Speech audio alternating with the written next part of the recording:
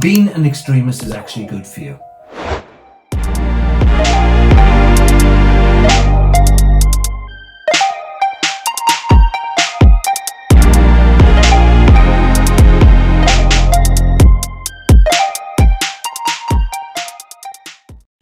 We're the happy headers. Stick with us to the end, and Paul is going to explain that statement. Yes.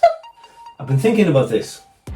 There's a lot of extremists in Ireland today, but in the world in general, there's a lot of extremists. Yeah. And the thing that extremists do first, in order to become an extremist, is you need to blame somebody. Absolutely. You need to have somebody that you can point at and say, I'm annoyed, I'm upset, I have an issue because of you. Yes, it's your fault. So you're either really far left or really far right. Yeah, whichever extreme you are. Yeah, whichever extreme you are. It's fine. It's always somebody else's fault. Yeah.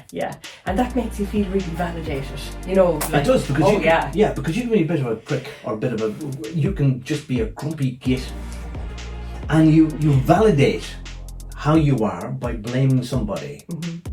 It's as if you say, like, if they were okay, if they were behaving properly and doing what I think they should do, I wouldn't have an issue. I'd be a nice person. Oh yes, so they're bad and that makes you good.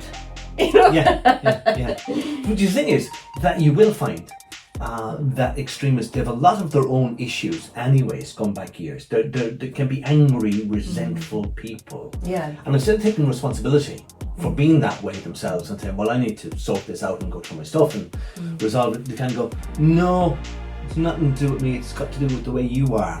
They feel really justified in their opinions, I suppose, and they think, well, no, I'm right and they're wrong, and it's kind of a bit of an ego trip, isn't it? Yeah. I love it when somebody says to me sometimes, you think you're right, and I go, do I? No, I never think I'm right, but there again I might be wrong about that. Yes. I'm always really curious though, and I think that is very rare in people. Yeah. Therapists in general are very curious people, like, about what you think. Now, I have bumped into a few that have been very extremist terrorism in therapy. Honest to God, I remember going to a counsellor years and years ago for anxiety or something like that, and she started pushing her religious beliefs on me. Oh, right. So if you were a believer in my religion, you'd be sorted, you'd be okay. Oh yeah. And that's your problem. Just turn to God, Siobhan, she said to me. Right, so if you were an atheist at the time, it just didn't gel with that you. That didn't really fit into where I was. That didn't really work. And of course we know, like, as therapists, we're not supposed to do that. It's unethical, you know. Yeah, you can't put your values or your opinions onto anybody else. No, exactly. You're there to support them in theirs. Yeah. What I notice about current extremism, well, we're not necessarily talking about people with Kalashnikovs or blown up things. We're talking about people with certain beliefs. Yeah. That you see it in the States at the moment with build a wall between Mexico and the United States. That you got people like Trump who kind of point, well, they're all rapists and thieves and they're criminals and they're coming into our country and they're doing stuff. Whereas these are the things that he's actually being accused of now. These are the things these are the issues that he's up in court for now, for the way he has treated women, sexual assault, fraud, lying, all of this stuff. He doesn't need to point it at Mexico.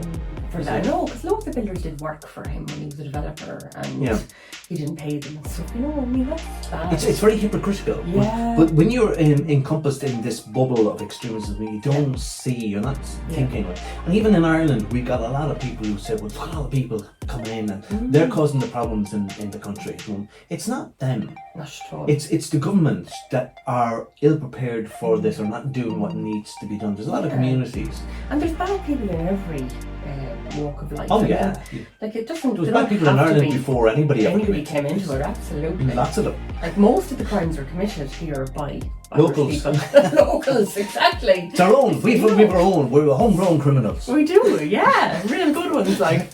Proper ones. Proper ones. Right. But I think as well with extremists, whether they're far left or far right as well, one of the fundamental problems is that, you know, they're so insecure that they feel they have to be on a side or pick a side, and that validates them in a way where they feel like they're in the know, or they know something that you don't. Yeah.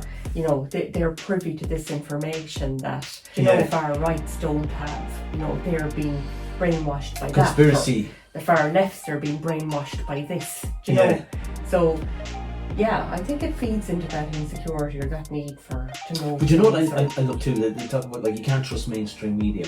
No, So I do my own research. They're all, but yet like controlled by government. What websites and where they go for their own research? Because if you give them a fact, they say they'll dismiss that. No, that's just mainstream media. But they take as fact what they look up. Yeah. And even though they might all be going to the one or two websites, they kind of go, well, this suits what I want to believe. What I want to believe, yeah, exactly. Is the thing. Yeah, I don't listen to either of those things. I don't know. Let us know what you guys do. Yeah. Do you listen to those things? Yeah. Are you an extremist about it? Are you an extremist? Yeah, exactly. We should open up an extremist school. Oh my God. Teach people how to be extremists in whatever area of life they want to be. Oh my God. Let us know if you want to sign up. We are the Happy Headers, and we'll talk to you soon.